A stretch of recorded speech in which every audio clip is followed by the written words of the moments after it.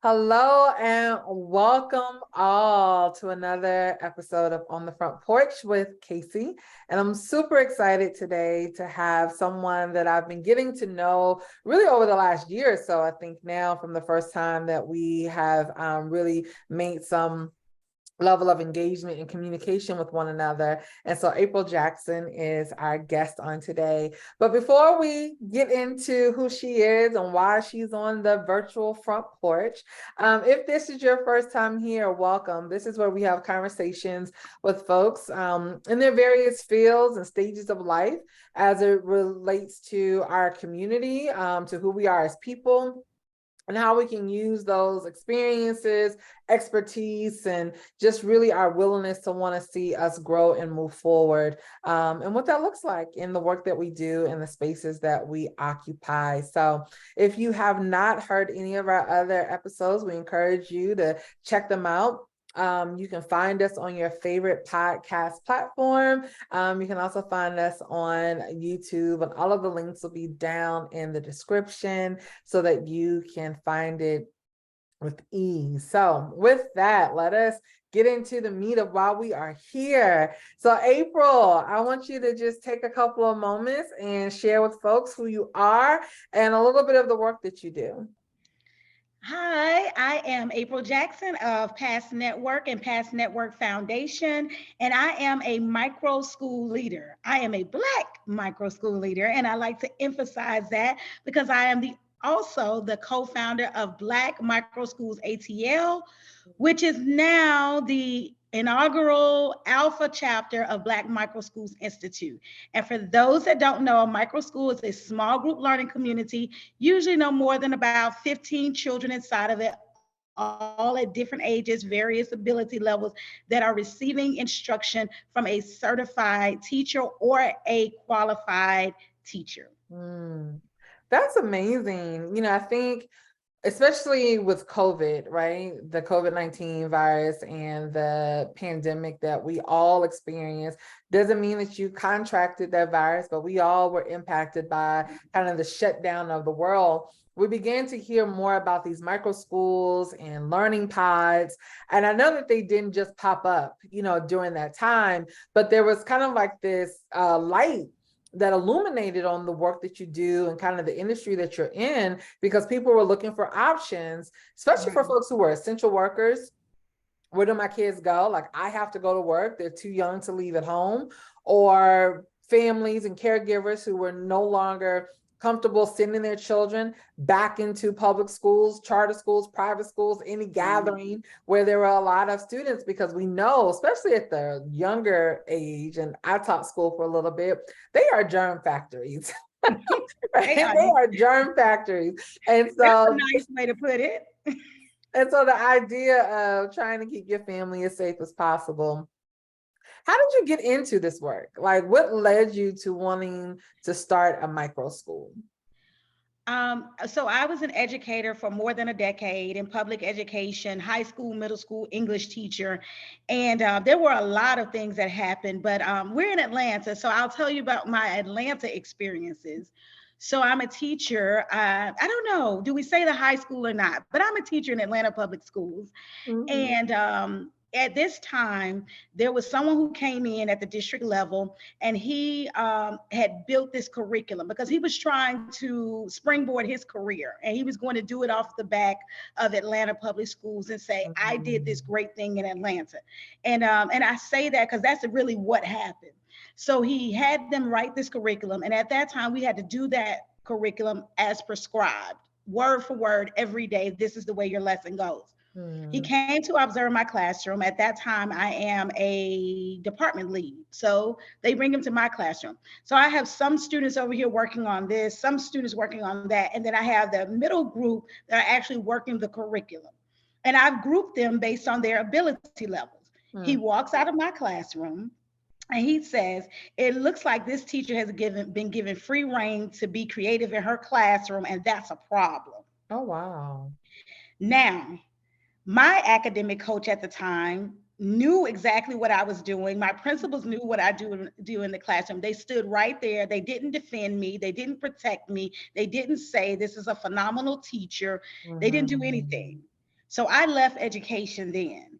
Yeah. And I ended up going back in as an academic coach at a different district. And in that district, I experienced all in the metro Atlanta. This is Clayton County now. Mm. No, this is DeKalb. Let me get it right. And I go to my principal and I say, there's not a lot of African American literature in your curriculum. Mm-hmm. What's Mm. Can I add some? And he says to me, well, our teachers are struggling with doing the curriculum as is, so I don't want to add anything to it. Mind you, this school was about 99% African American. Yeah.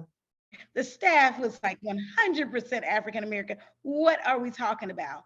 So exhausted with trying to make it work in a space where they just weren't having it. Yeah. I had to start my own.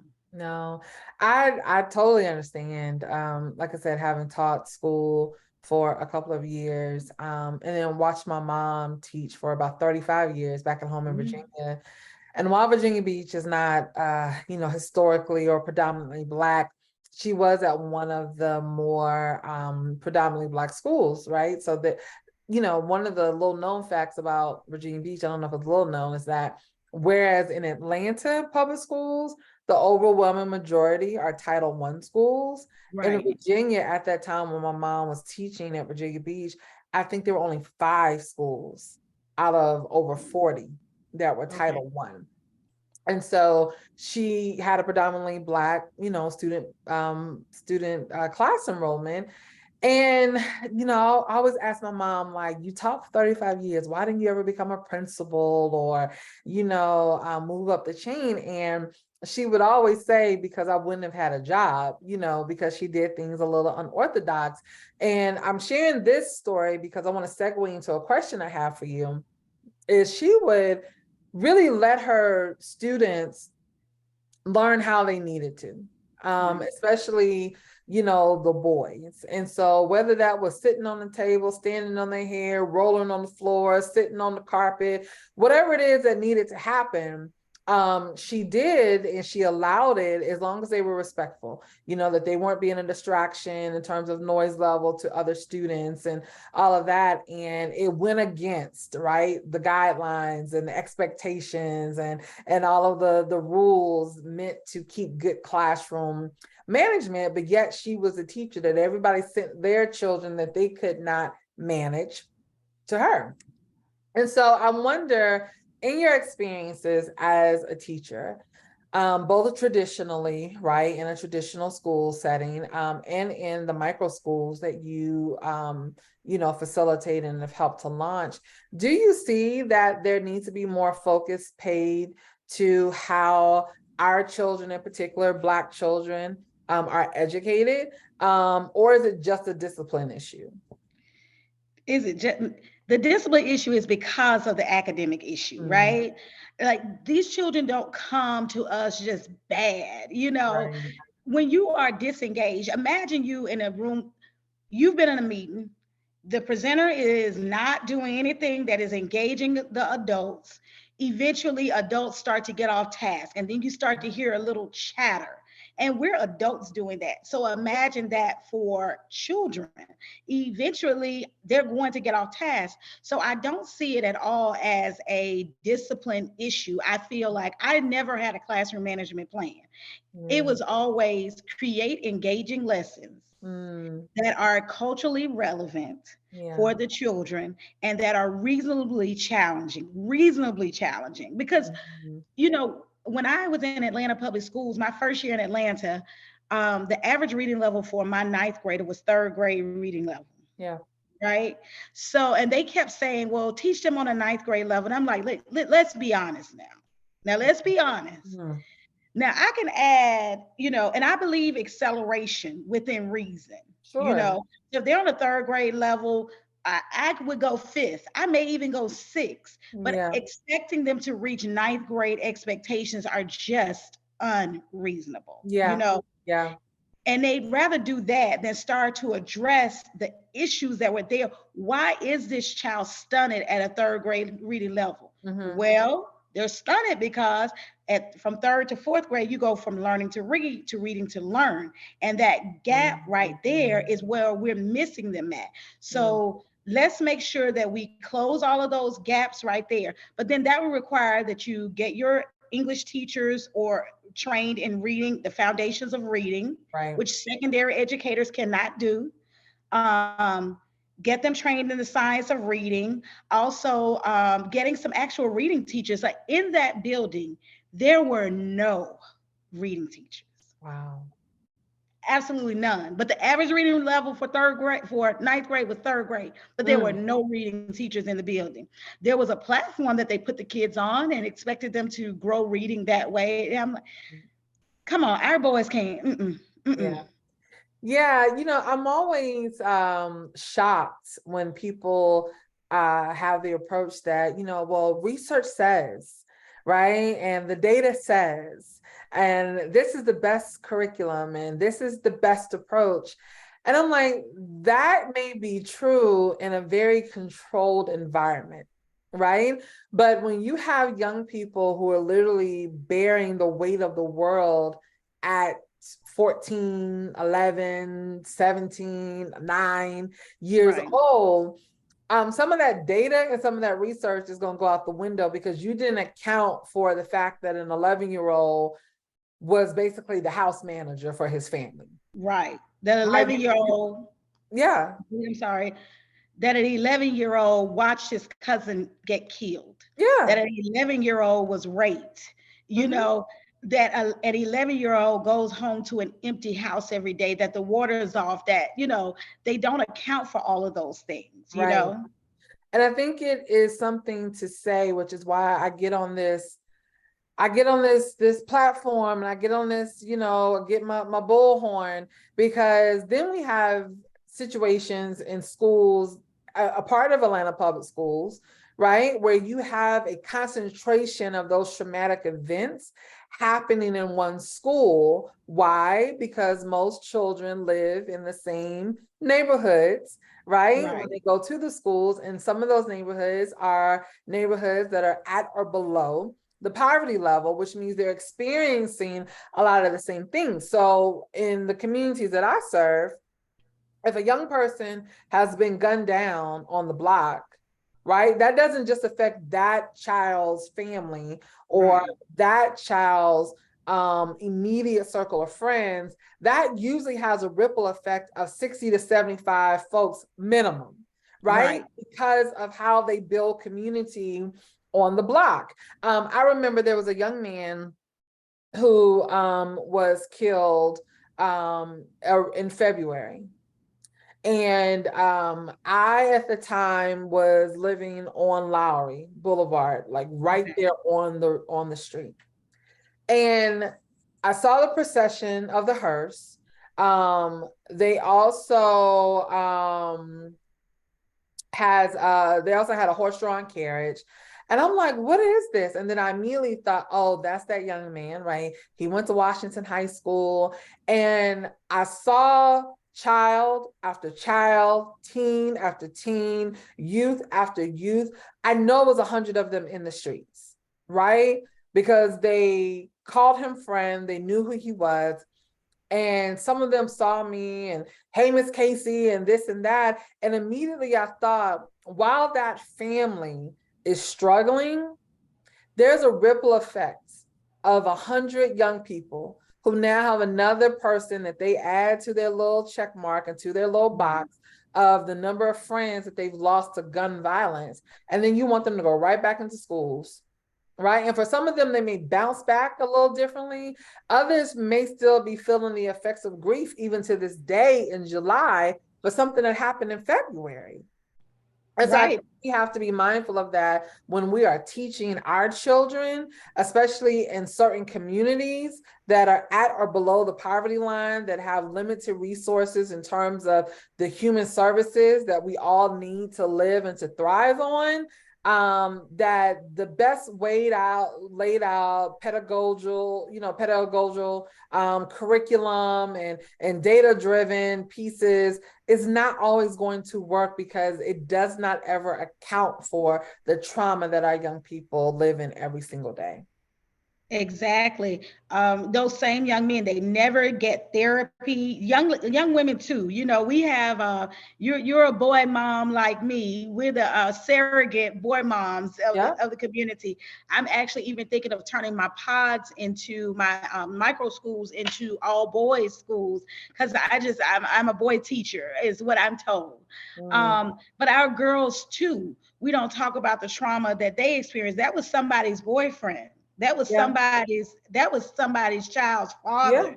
And even though he was young, he could have very well been a father already. So there's another child that is going to grow up without a biological father in their life.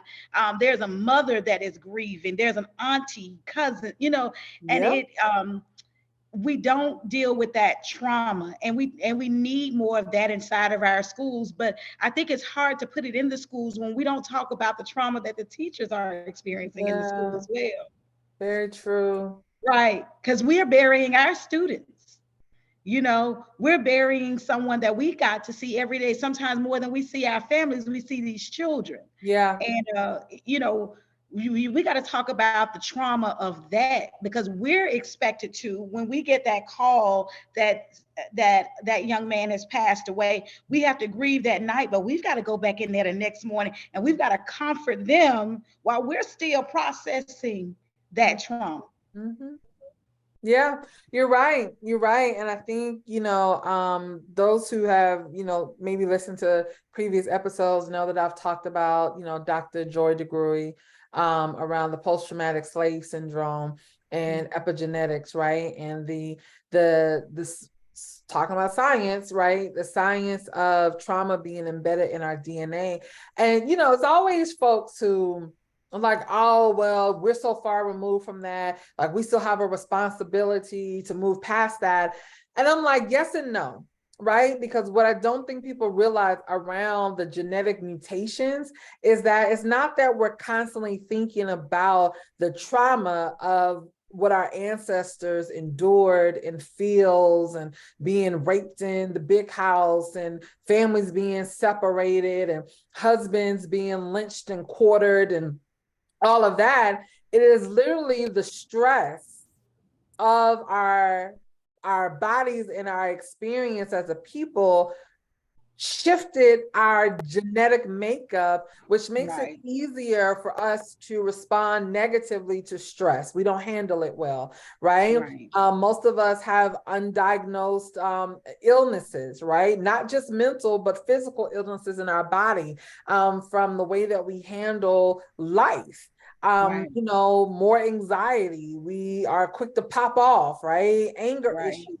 And sometimes people are wondering, well, why are you so angry all the time? And they don't have the answer either, right? Like, we don't right, have it because we asking you, but some of it really is our genetic makeup where things just trigger us a little easier because that was a defense mechanism that our ancestors had to develop, right? Because, right, not to go too far off on a tangent, but we are animals. And if you think about wildlife and you think about nature, their genetics and their DNA mutate on, different levels, different scales, and at different rates, but around survival.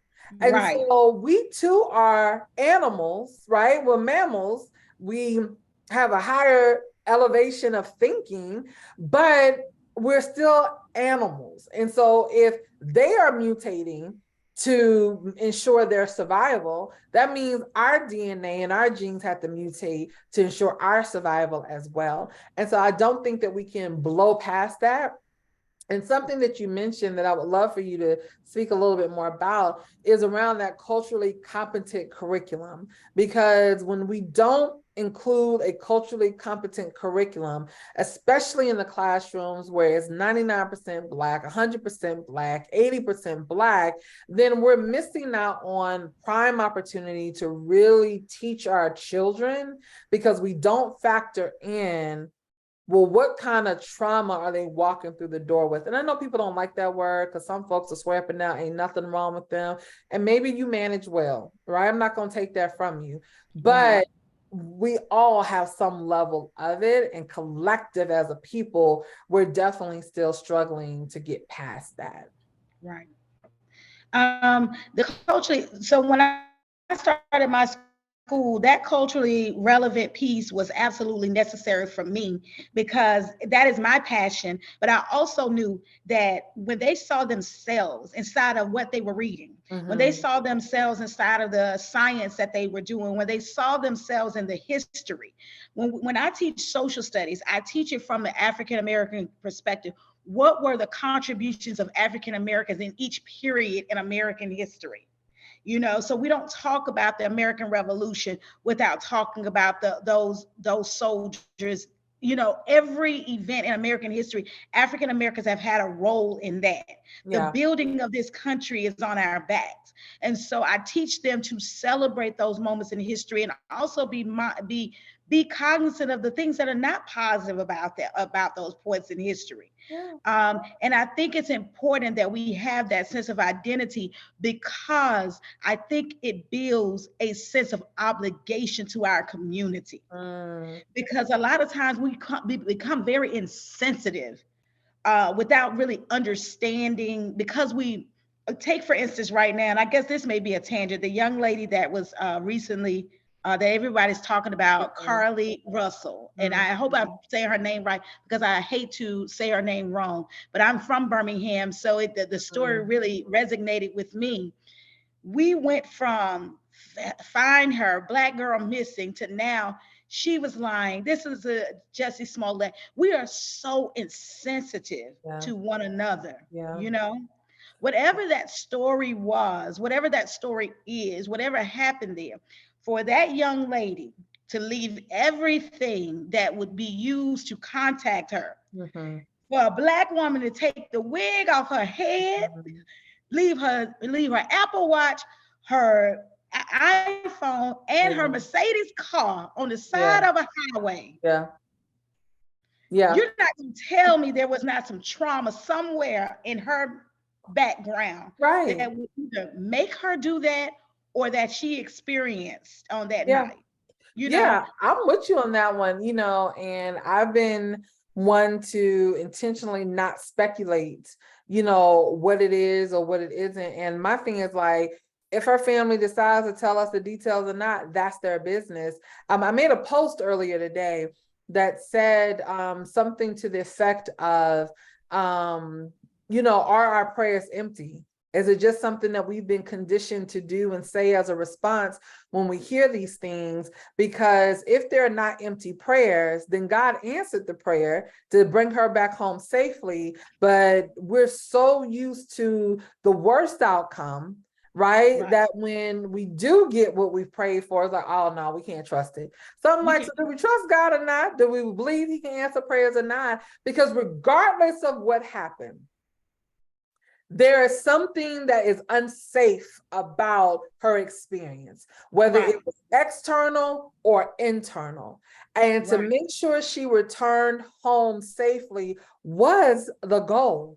And that is what happened. And this is me being petty. The other part of it is, for as much money as they spend on white women and girls who go missing, and for every dime not spent on other Black girls and women who went missing, I don't care what resources were quote unquote wasted. I don't care how much money was spent to send folks into the field to search for her. The millions of dollars they spent to find people at the bottom of the ocean when they knew that they did not make it right. before they got in the water and suited up. Y'all chalk this one up, right? Like, just Hey, chalk this one up. I to, ain't worried about the cost of it. And at the end of the day, she's home, and let's make sure she gets the help she needs, whatever that looks like, for whatever the reason is. but because we don't talk enough about black girls missing, because we don't talk, that's why this year my students read Monday's Not Coming by Tiffany D. Jackson. I think it's an author. And Yes.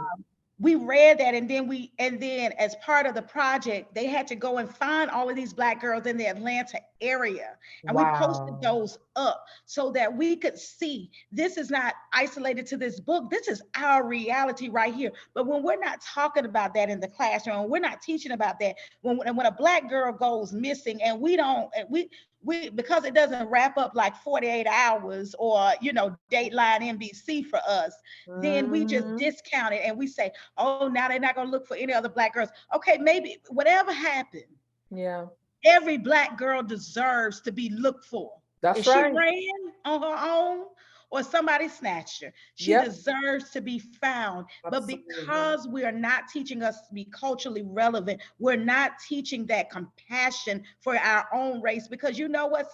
Too many of us really hate our own. Yeah, that's true. It is Because we true. taught that inside of our history books, inside of everything that we read, we're taught that the best authors are who? We still Edgar Allan Poe, Ralph Waldo Faulkner. Emerson and Exactly. yeah, yeah. Exactly. We're not talking about when W.E.B. Du Bois wrote horror fiction that you can listen Mhm. to on what is it? Nightlight. It's a Black horror Yeah. podcast, and you can read W.E.B. Du Bois. We don't talk about that in school, right? We don't talk about Georgia Douglas Johnson and her contribution to Mhm. the Harlem Renaissance. We talk about Zora Neale Hurston, but we Yeah. don't talk about Georgia Douglas Johnson. So that's what I try to bring to them so that they see themselves and see that we have contributed Mhm. positively. We were not just enslaved, and my students cannot say the word we were slaves, we were enslaved. Yeah. Our condition was not who we were. That's right. And so That's right. I'm not my poverty. I'm not those things. I'm not my rape. I'm not my Yeah. abortion. I'm not any of those things. Those are not me. And so if we start at the root of, I am not a slave, I Yeah. was enslaved, Yeah.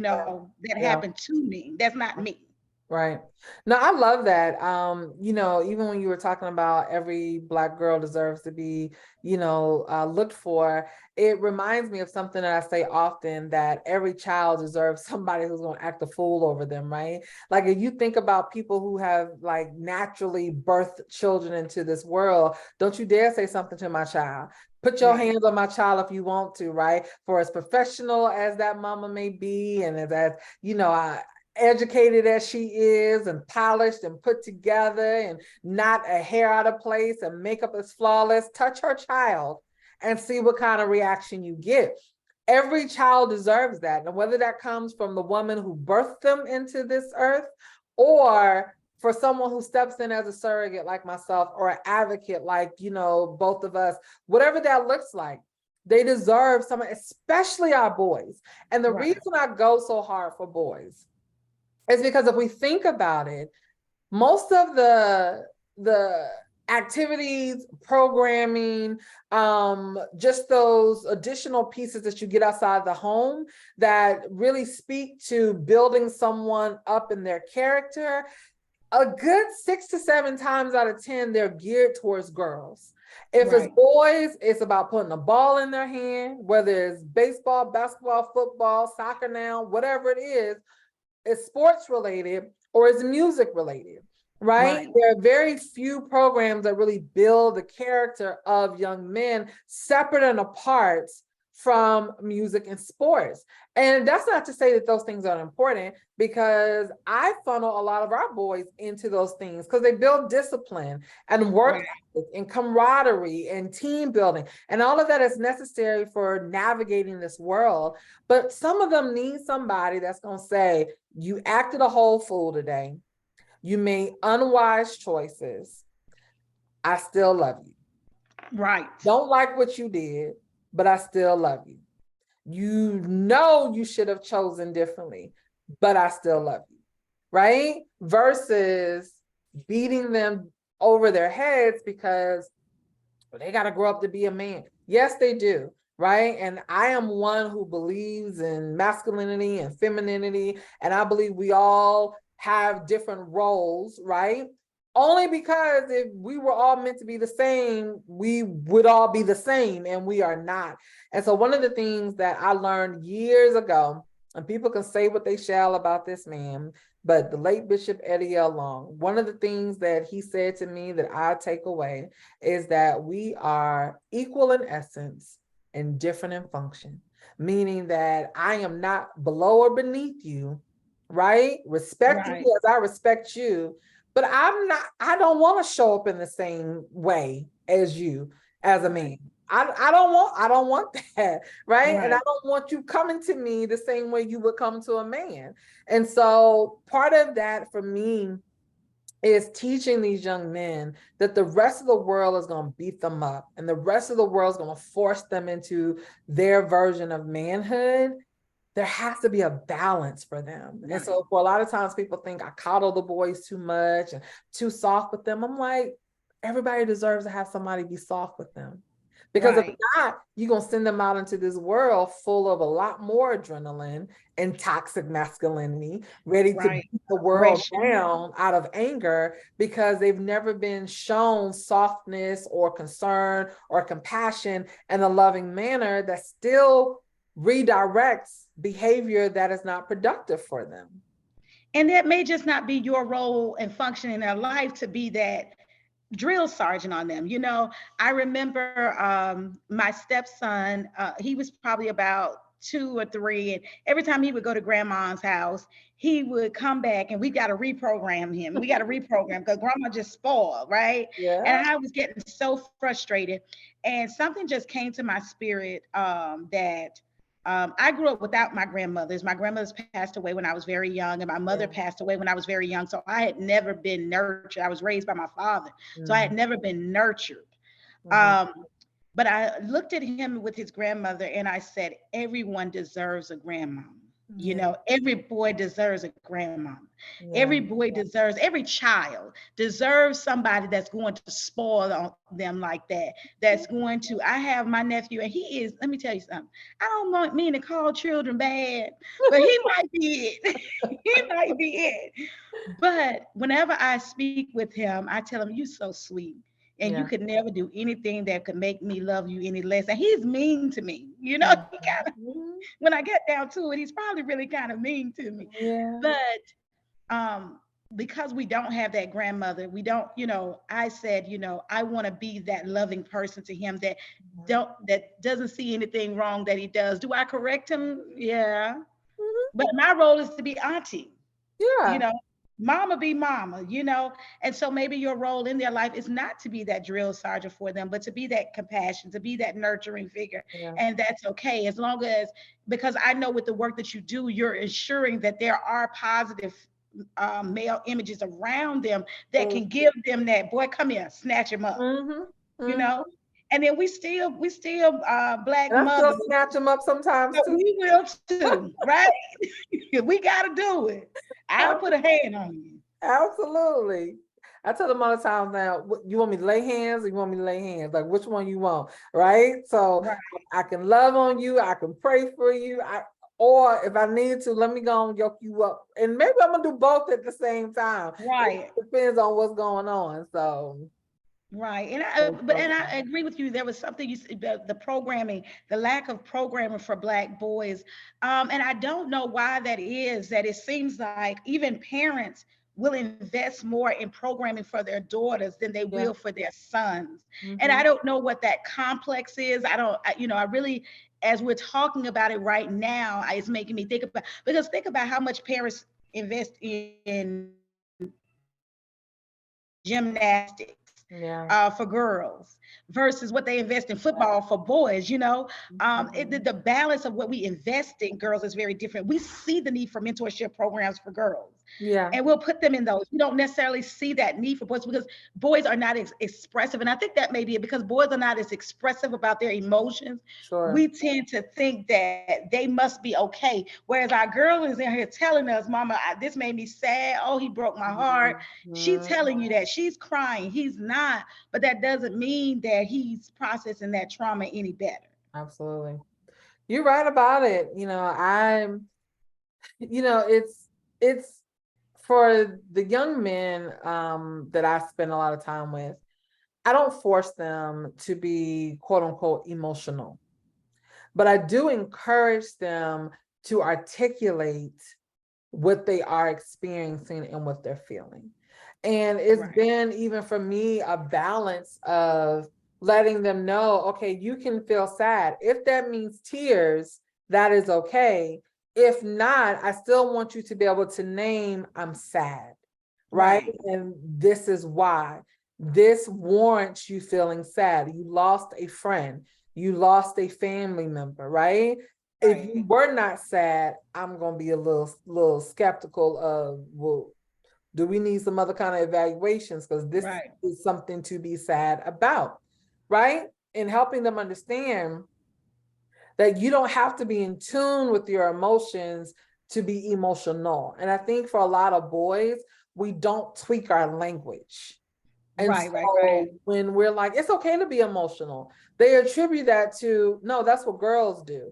Okay, yes, because we're a little bit more dramatic at times, right? With the crying and the screaming. Because we're allowed to be. And we're allowed to be. We are encouraged to be. We are coddled to be. We are hyped up to be in some sense, right? And so when I realized, oh, let me change the language, right? Not that it's okay to be emotional, but it's okay to feel what you're feeling. Like, this is a situation you should be sad about, right? Do you feel sad? It was like, well, yeah, like, okay, you don't have to perform sadness, right? It doesn't have to be performative. You don't have to then do what other people expect sad people to do. I want you to be able to name it. And so once I realized that that is the goal, not that boys shouldn't experience emotions, but we should not always expect for them to be emotional. And I think when we realize that, and then when we're able to just change the language with them, we get more from them. One of the things that we do here, like when we have them all together, we have this thing called Circle of 100. And in the Circle of 100, they have to then share with us basically like what kind of mood they're in, how they're feeling. You know, we have an emotions wheel, a feelings wheel, because we're trying to get them out of just saying good, I'm straight, I'm all right, everything okay.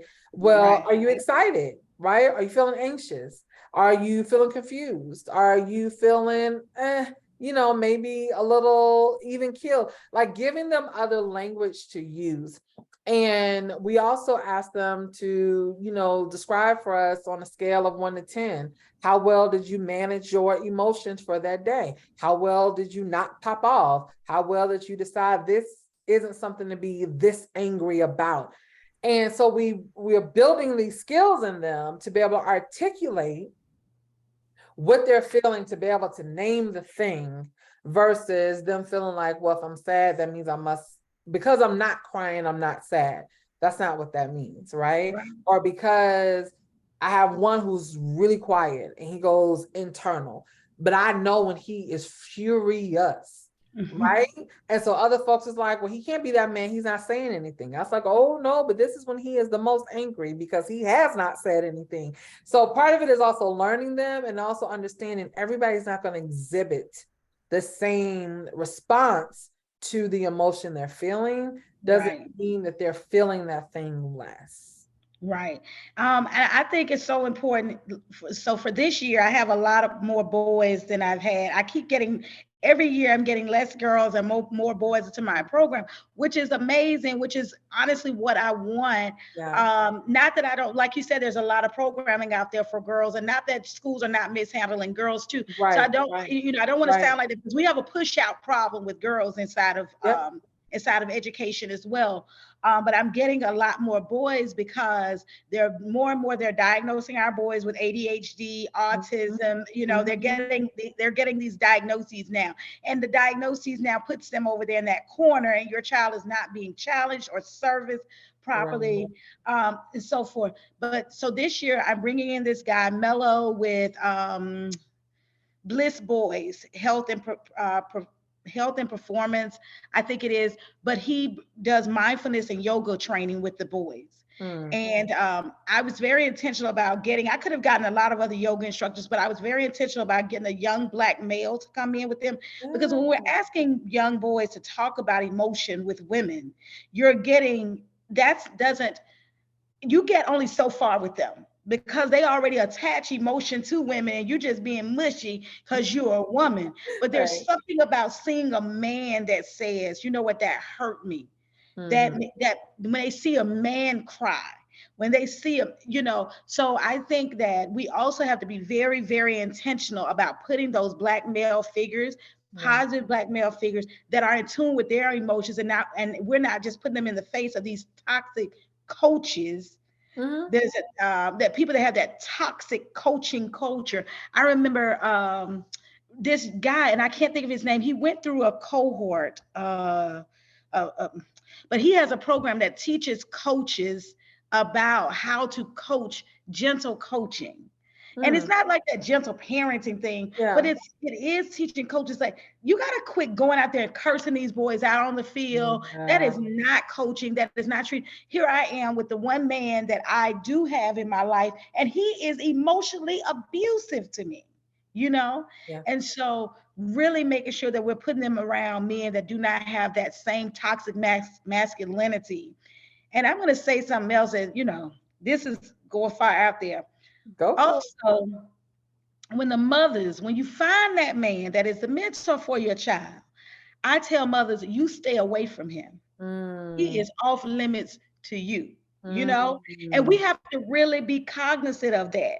A lot of times mothers, because when they start that relationship with our children, we cross that line, and then because that doesn't work, now you've taken another man out of that child's life. So I would say to mothers, when you find that mentor for your child, he may be handsome, he is all of those things that you would imagine a good husband to be. He is the man that is off limits to you. Ooh, that one's gonna be hard. Hard pill to swallow, right? That Right? one's gonna be hard. But I understand. Yeah, because we don't. Really. Let me say this: a lot of those men that go out there and coach are coaching because they're predators. And they're not, and sometimes they're not predators, they're not searching for children, they're searching for the mother. For the mamas. And so we have to be, as single mothers, we have to be very cognizant of how we conduct ourselves when we're trying to build those relationships with men in the community. No. Thank you for saying that. There's gonna be a lot of folks who be like, no, look, sometimes it's just what it is. And if it doesn't apply to you, then move on past it, right? Move on. But I do appreciate the part about mamas, like, let your son have this power, because soon as things go salty and awry in y'all's romantic personal relationship, then you don't want him nowhere near your son. That's some mature women can then separate the two after, but most will be very jaded and upset and hurt, and then they don't want any parts of it, and which means that your son now has lost yet another man that can pour positively into him. So sometimes we just have to say the hard things around here and